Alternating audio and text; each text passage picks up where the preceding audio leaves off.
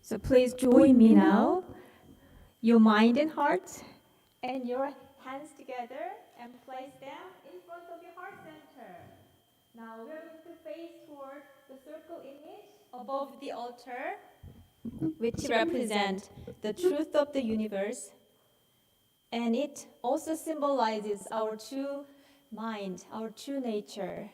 Please join me in bowing practice, in standing posture. I bow in gratitude to the grace of heaven and earth, honoring the infinite beneficence of nature and the universe.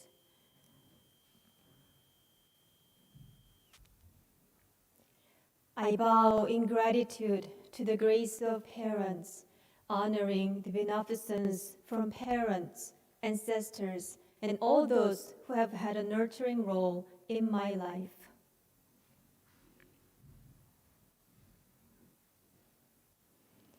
I bow in gratitude to the grace of fellow beings, recognizing the truth of interconnectedness.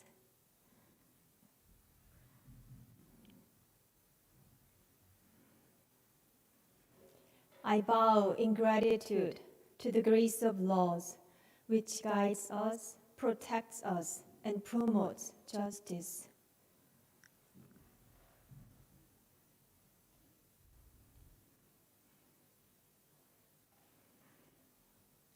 Now you can turn to your neighbor Buddha and greet them with your smile.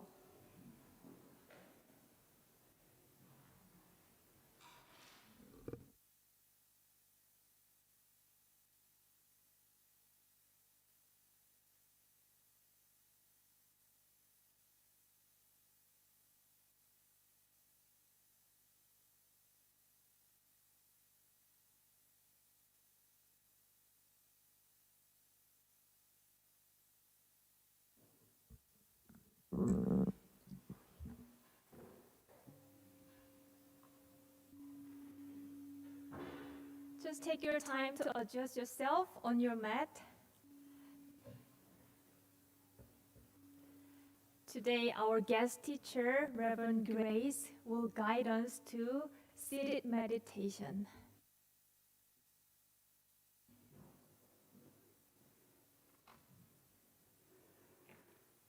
So settling down in the chair or the cushion. Just please take time to find your most comfortable position. You may want to wiggle and release any tension in your body.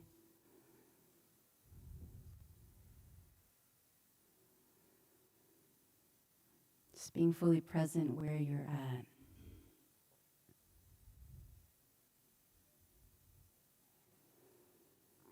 Breathing in and breathing out. Not manipulating the breath in any way. Just breathing naturally.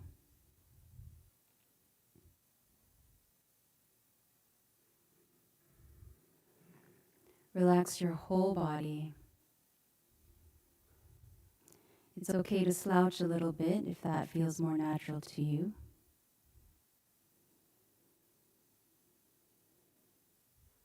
Just remember to let your mind's eye focus on belly breathing.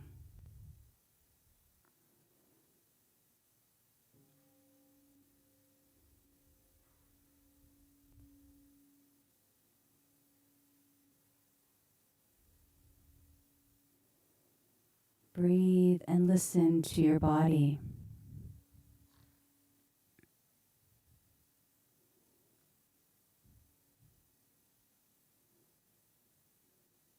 If your body agrees, gradually sitting up tall, gently straightening the spine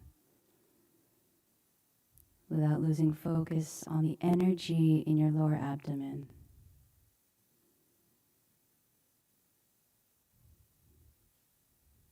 As you inhale, slowly expand the lower abdomen.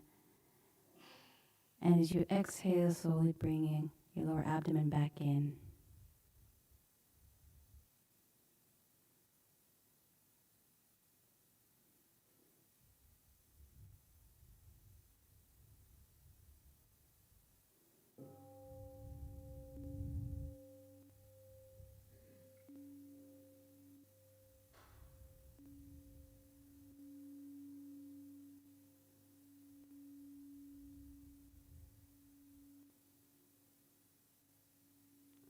while keeping your ears softly aligned with your shoulders.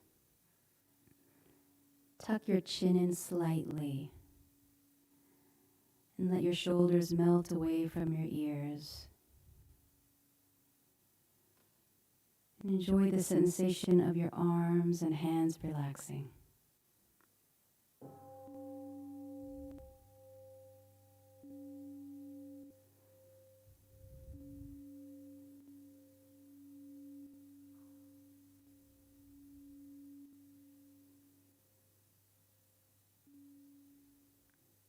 Now, bring your awareness to your tongue. Place the tip of your tongue on the roof of your mouth. While your tongue is relaxed on your palate, pure and clear saliva may gather in the mouth. This is a sign of cool energy ascending.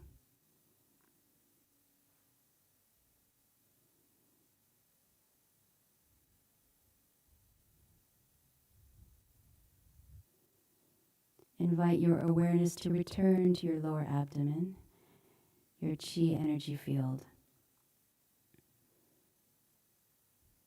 This energy field is called Tanjan, and it is located about 2 inches below your navel. Your Tanjan is the power center for your breathing.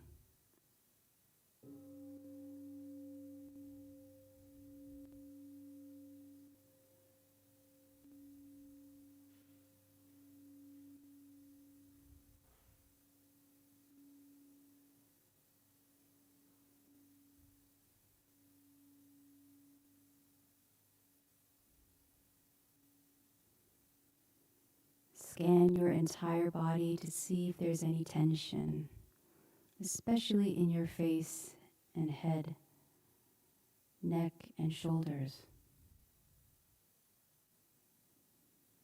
If your face or body begins to itch, just simply note the itching and let it pass.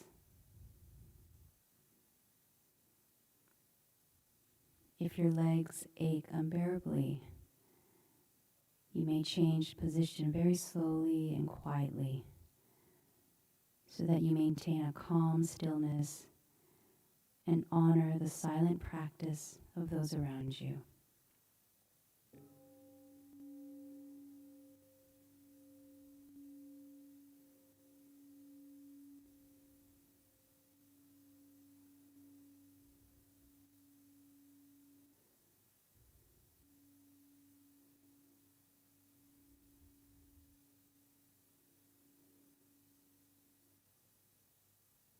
When thoughts arise in your mind, do not be disturbed by them. Do not react to your thoughts or pursue them. Recognize them as just thoughts. They will disappear by themselves. Continue to bring your awareness back to your Tanjan abiding breath.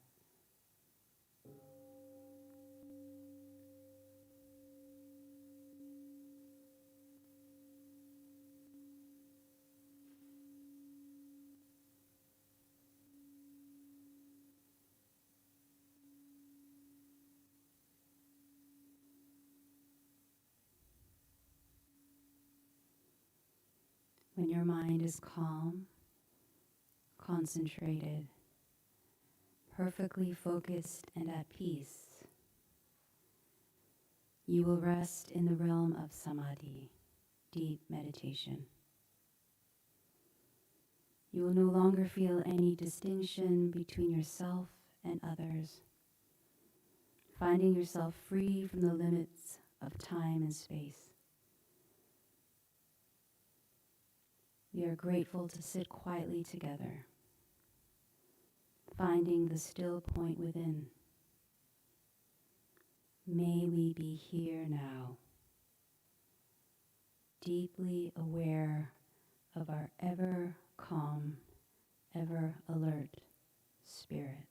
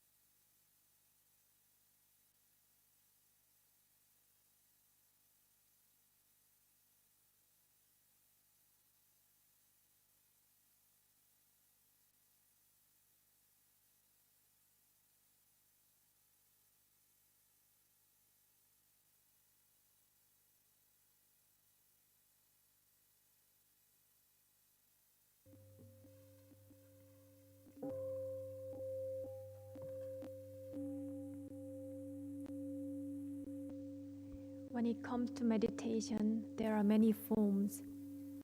Now you're welcome to join us in Sutra Chanting Meditation, page 4 and 5.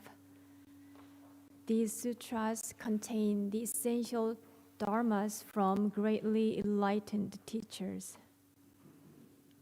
Page 4, 일원상 vow. 일원상 vow.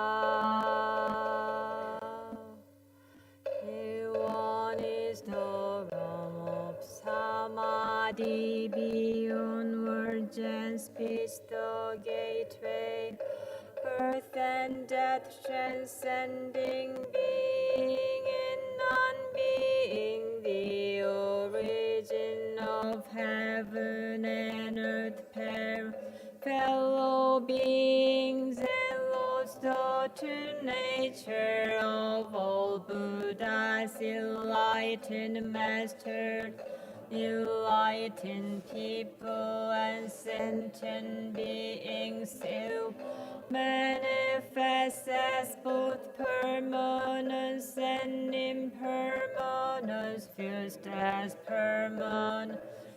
One unfolds into an infinite world that is ever abiding, spontaneous, just as it fused as impermanence. One unfolds into infinite world through the cycle.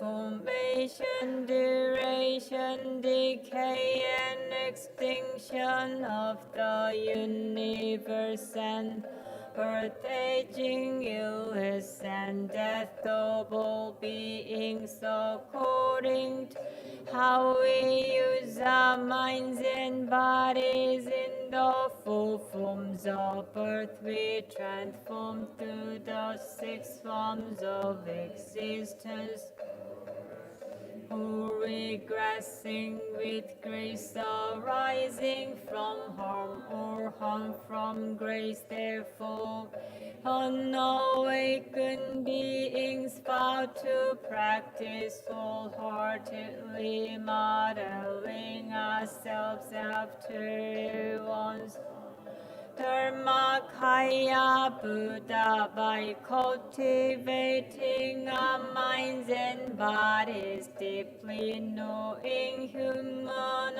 affairs and universal principles thoroughly, using our minds and bodies skillfully, thus progressing rather than regressing, and receiving grace rather than harm, until attain the great empowerment of you one and be one with the nature of you. Heart Sutra. The Bodhisattva of great compassion, when deeply practicing Prajnaparamita, realized 5 aggregates are empty, and thus became free from all suffering and distress. So Shariputra, Dharma from emptiness. Emptiness does not differ from form. Form is emptiness. Same is true of sensations, perceptions, impulses, and consciousness. Shariputra, all dharmas are empty, they do not appear or disappear. Untainted or pure, do not increase or decrease. Emptiness, no form, no sensations, perceptions, no impulses, no consciousness, no eyes, no ears, no nose, no tongue, no no body, no mind, no form, no sound, no smell, no taste, no touch, no object of mind. From all by ear, nose, tongue, body, or mind, consciousness, no ignorance, extinction of ignorance.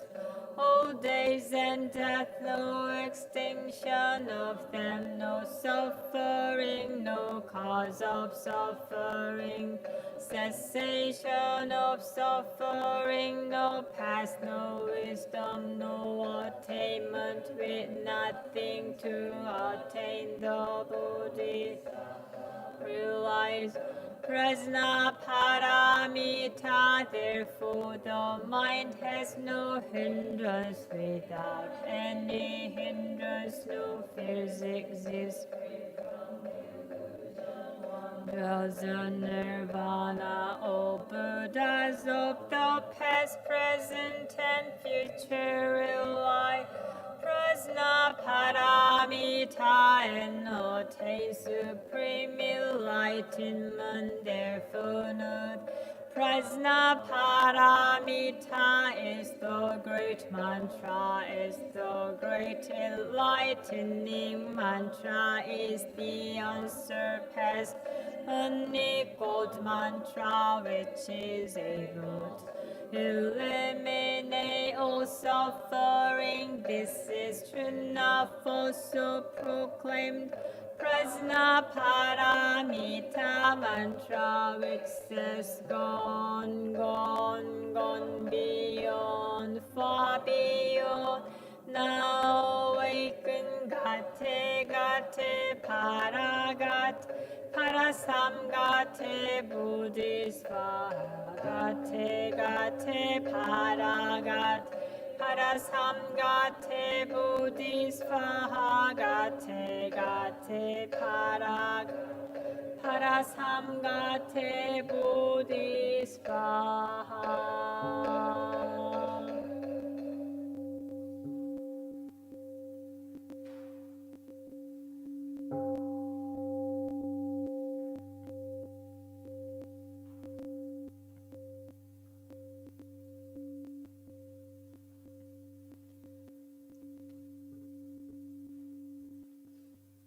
Now you may wiggle your bodies a little bit. If you like, you can collapse your hands, fingers, and push your palms out and stretch. Palms up. And wiggle your body side to side. And release your hands down. Today we are very happy to have our guest teacher from One Institute of Graduate Studies, Reverend Song, and he's going to give us a Dharma talk today. The title of his talk is The Quickest Way to Reset Our Mind. So please join your palms together and bow.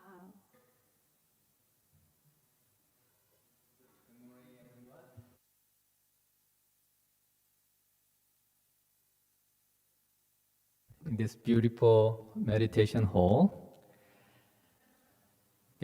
Buddhism provides many ways to instantly calm the mind and free ourselves from attached thought. That our human mind consists of intelligence, the emotion, and will. So traditionally, when Master taught cultivating the mind, they focused on their way of training the mind. The first, people with great willpower would be taught to sit up straight, breathe deeply, and they would be forced to meditate. Second, people who were deemed emotional were instructed to do metta, like mindfulness, the loving kindness prayer, or chant mantras. Third, people with high intelligence would utilize the Quan or What technique.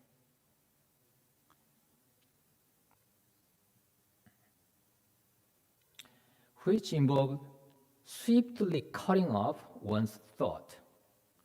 In traditional Buddhism, people were put into a category and then taught a particular style of mind cultivation. In one Buddhism, however, a practitioner's life must be balanced.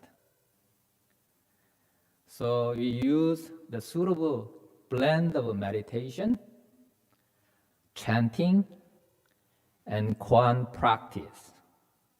That's why one Buddhism is called the practice of harmony and balance. Chanting practice is perfect for when the mind is busy and filled with departments. The seated meditation is best done in quiet place with less distractions. Quan practice best to stop thinking and return to the self natures.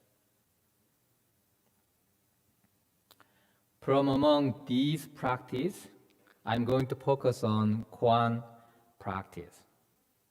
I'm sure many of you are already familiar with the chanting and seated meditation. But what about Quan practice?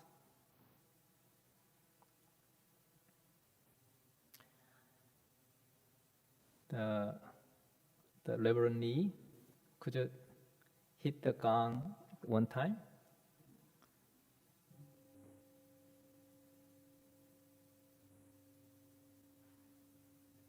Thank you. Was the sound loud enough?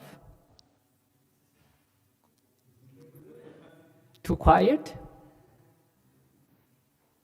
Did you like the sound? Or dislike the sound?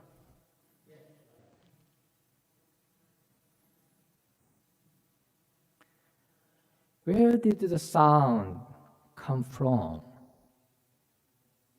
Where did it go?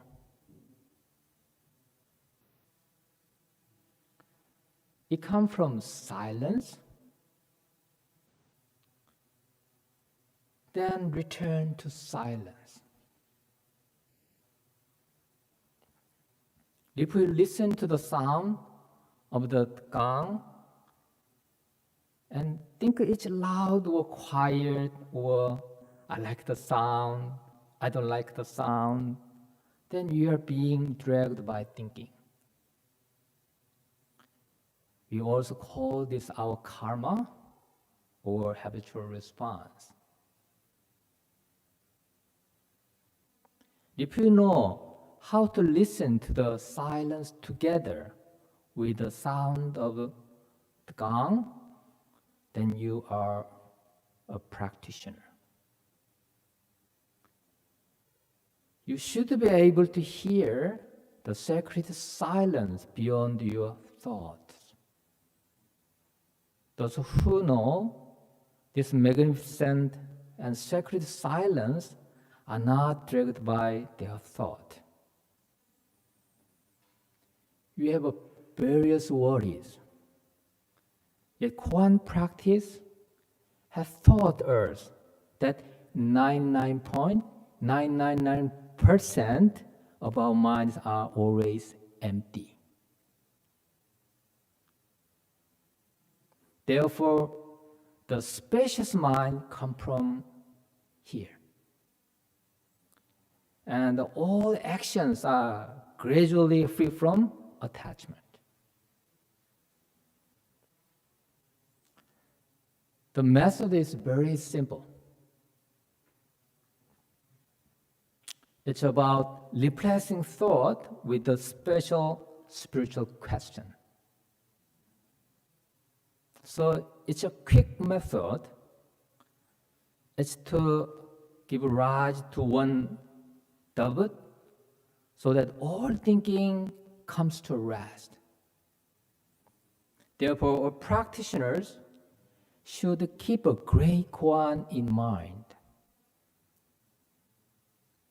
If you keep this Quan, other thought will not arise. will not one Quan, all thought automatically come to rest. Also, the power of the great spiritual question will grow with great faith, joy, and determination. In traditional Buddhism, practitioners work with over 1,700 cases for questioning.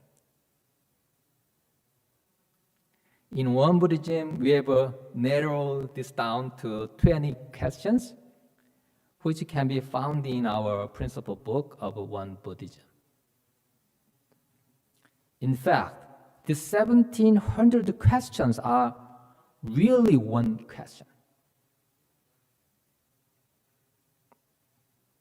If you don't know this question, this teaching, it's easy to fall into the swamp of Quan.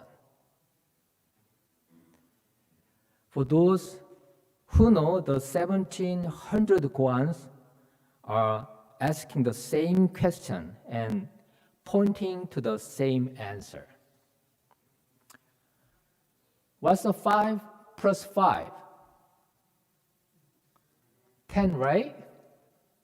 How about 2 plus 2 plus 6? Yes, 10. And 3 plus 3 plus 4. 10, right? And it goes on. 4 plus 4 plus 2, 10. Any question point out same purpose. The what is true? What is teacher's intention? It eventually comes down to the question, who am I? When first practicing with the Quans, it's unfavorable to explain the answer to the question. The spiritual question that cannot be answered by logic is valuable. The question removes all defilement, and that question is also the key to alignment. This is an illustration I use often.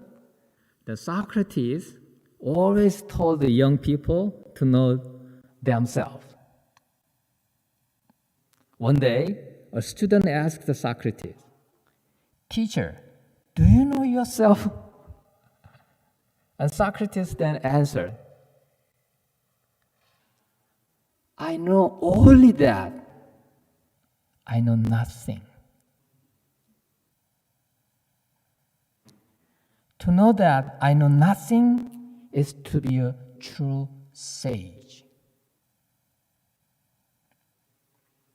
That is why we consider Socrates a sage. When I was a high school student, I met the one Buddhist, the high-ranked master, Kosan.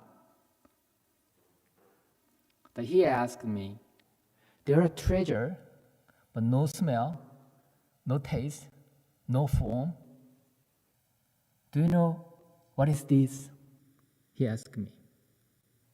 I answered,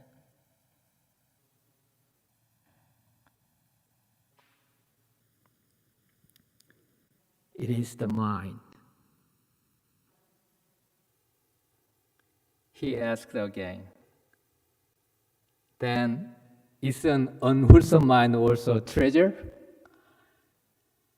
I was shocked by his question, and I couldn't respond. I just stood there in front of him. And he said, "When you know this answer, please visit me again." I wanted to visit him again a couple years later at the Meditation Center. but he passed away before I could.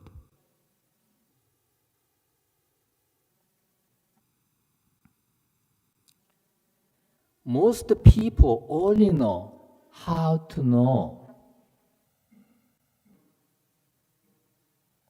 but don't know how to not know.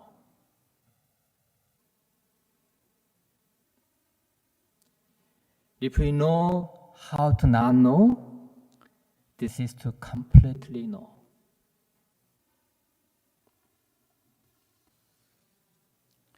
When you realize that true knowing is knowing how to not know, then you have gained a great teaching. So in the Ilwon-sang-ba, we say, the Ilwon is the realm of the samadhi beyond all word and speech. The gateway of birth and death that transcends being and non-being. In this state, any word, any thought are transcended. Do you know the legendary Buddhist monk Bodhidharma? Yesterday, Reverend Yu talked about it. That 1500 years ago, during the Liang dynasty in China, there was Emperor Wu, who was a devout Buddhist who contributed greatly to the building of the temples and the translating of a Buddhist text. According to Buddhist tradition, Bodhidharma came to visit Emperor Wu. The emperor told Bodhidharma that he had to build temples and given financial support to the monastery community, and asked the patriarch how much merit he had gained for these actions.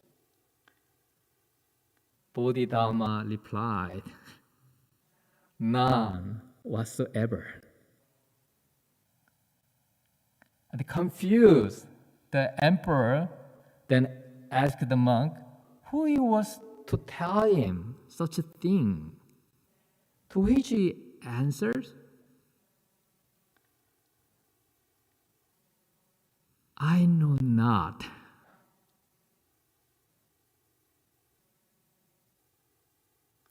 The emperor wasn't happy with this answer, and Bodhidharma was frustrated by the emperor's failure to understand his teachings. He left the emperor's court, and they never spoke again. The Bodhidharma traveled to the monastery in the northern China, and then after arriving at the monastery, Bodhidharma sat in the meditation for 9 years. It is said that he sat facing a wall the entire time.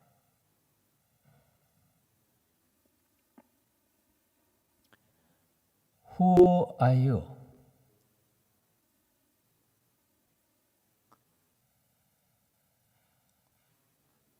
What faith did you have before your parents conceived you? Probably half of my father's side and half of my mother's side. Thought should be cut off, but thought kept arising.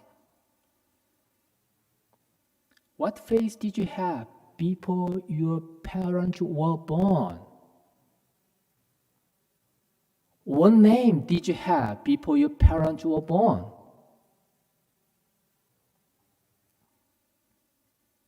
Even if you say that there is no shape at that time, it's not the answer. Even if you say you don't have a name then, it's not the answer too.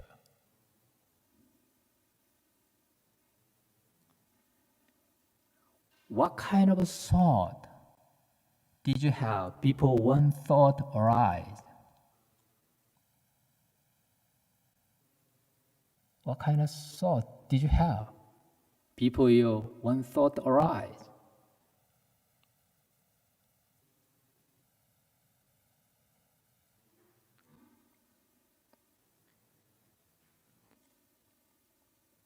Where were you before the Big Bang?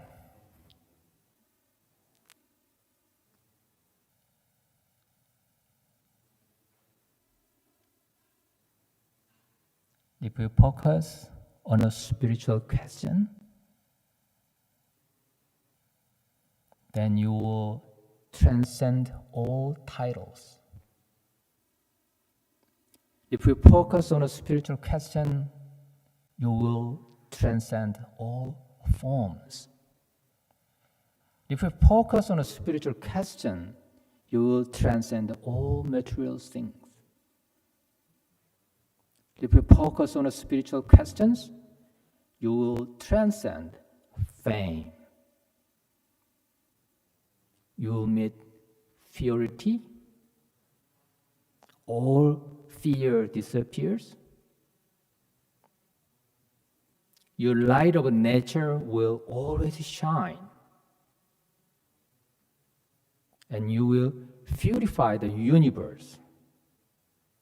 There's no greater environmental activities in the world than this. How precious is this? So, hang on a koan like a necklace around your neck. After you practice chanting and meditation, then recite the koan and then shine the light inward. It's not necessary to do koan practice throughout the whole day or get stressed by practicing a koan.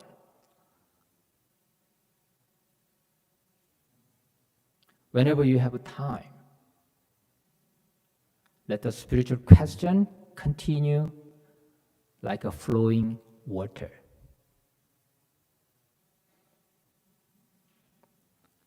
You have received the key of your inner treasure house. What faith did you have before your parents were born? What name did you have before your parents were born? What thought did you have when thought arrived?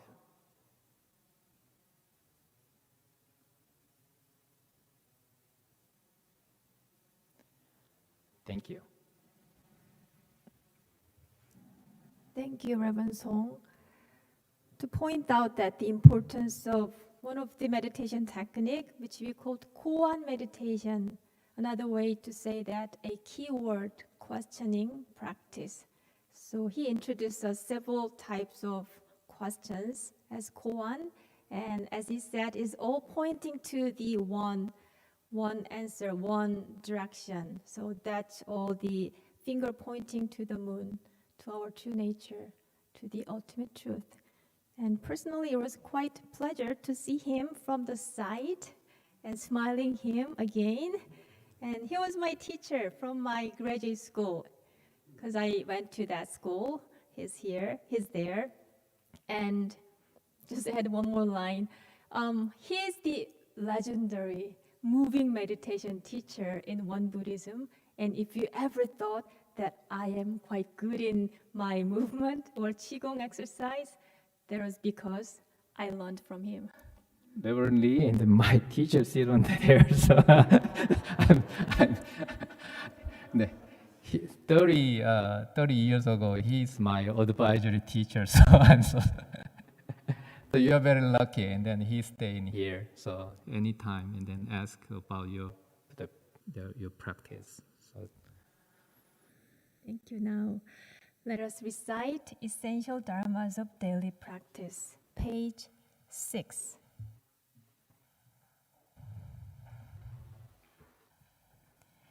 Essential Dharmas of Daily Practice.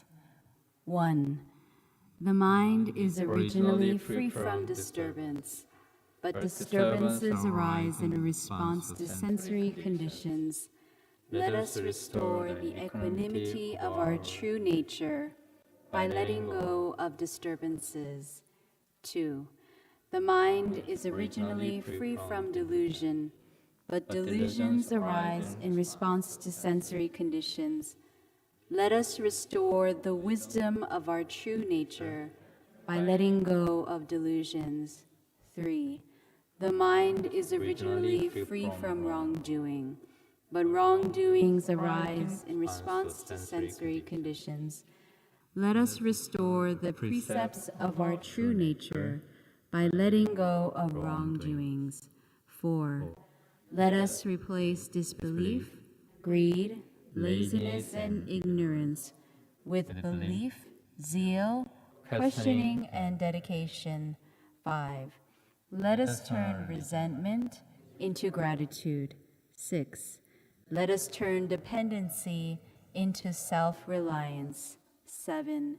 Let us turn reluctance to learn into willingness to learn well. 8. Let us turn reluctance to teach into willingness to teach well. 9. Let us turn lack of public spirit into eagerness to serve the good of all.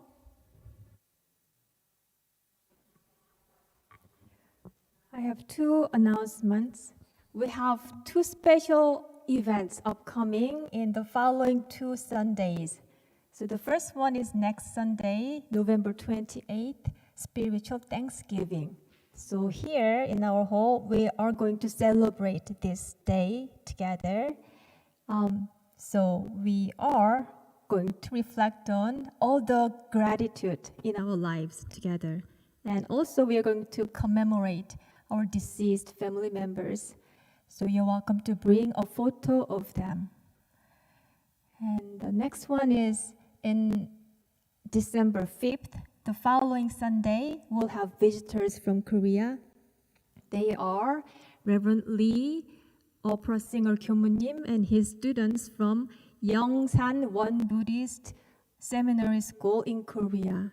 So they're going to sing us a song and share their stories. So don't miss that chance. So that's December 5th, 10 a.m. Now, we'll close our Sunday Dharma gathering. And thank you for sharing your Dharma and meditation energy with us today. Thank you. We'll see you next Sunday.